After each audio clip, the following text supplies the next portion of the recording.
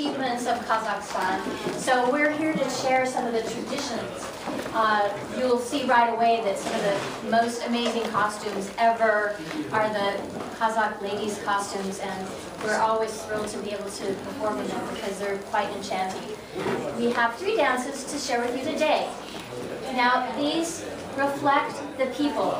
Our traditional dances reflect our climate, our geography, our cultural values. You can't get away from that. So people who live in mountains dance differently from people who live in the tropics. So it's just very, very different characteristics. So one of the things about traditional Turkic culture, and you all know that the Kazakh people are Turkic peoples, correct? So they value families, they respect elders, they love guests, they're very hospitable, wonderfully hospitable, and there's also a great respect for nature.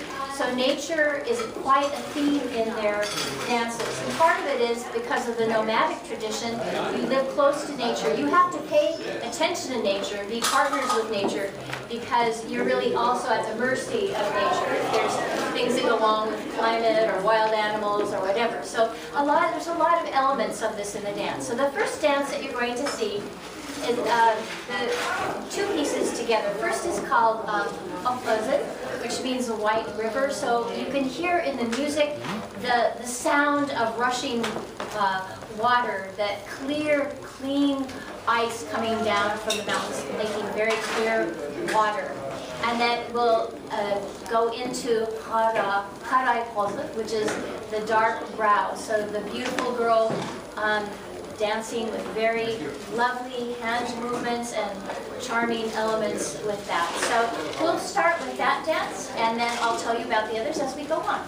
So if we're ready with our orchestra, back there. Didn't notice the orchestra in the back of the room. We travel everywhere with it. There we go. If you get a little more volume. There we go.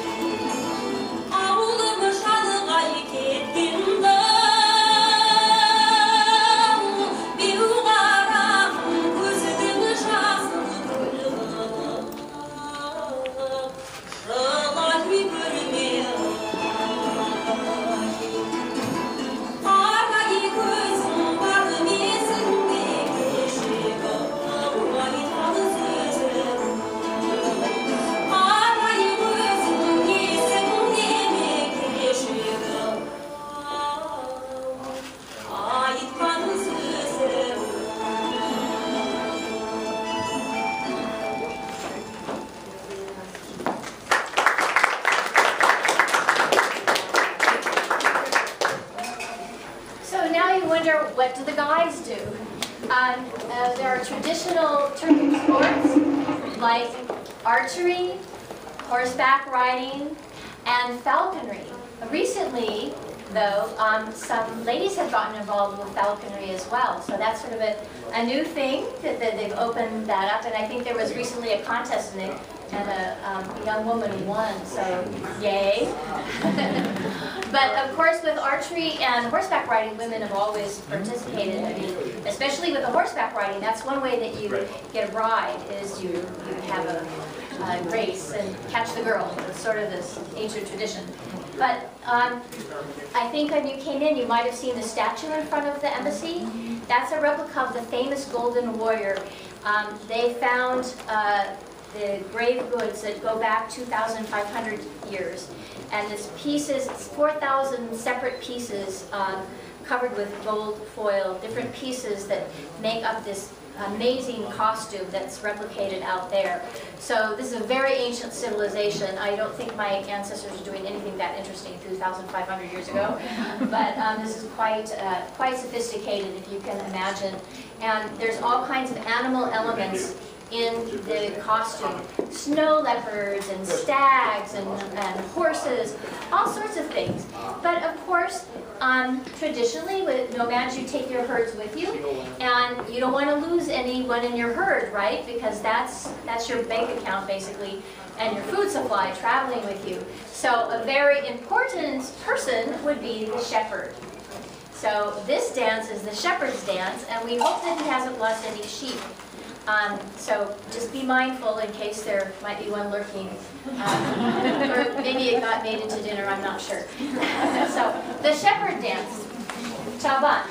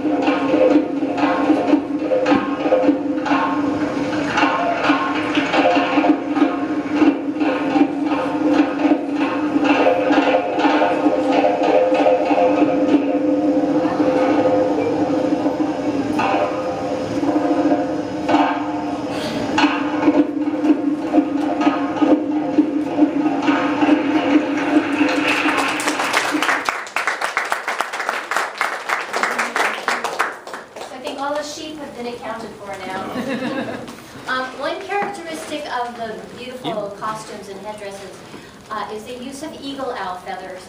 And I read about them in books before I actually had any clue about what an eagle owl looked like. But if you go on YouTube now and look, it is an amazing bird. And if I were a mouse, I'd be very afraid. Actually, as a human, I'm very afraid.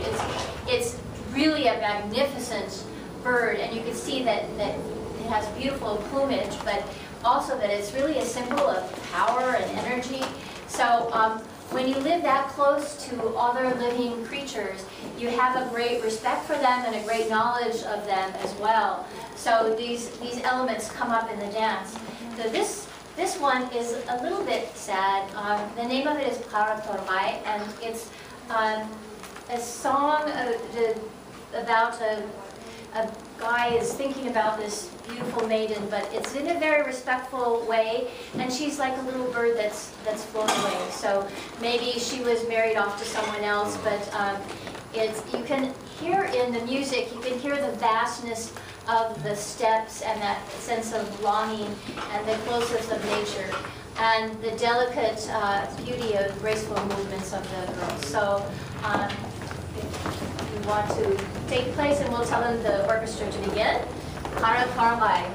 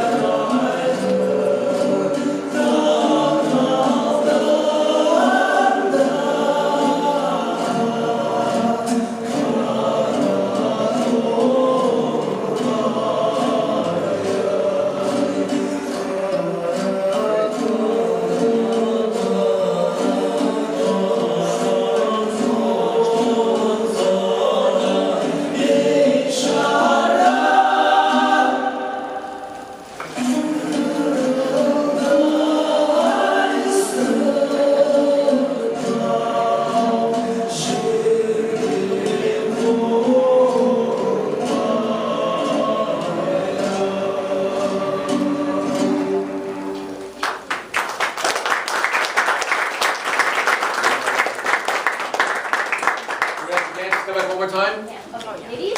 Ladies?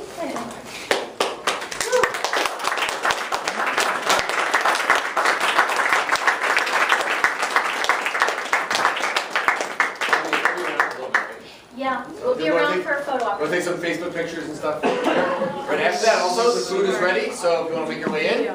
But thanks again.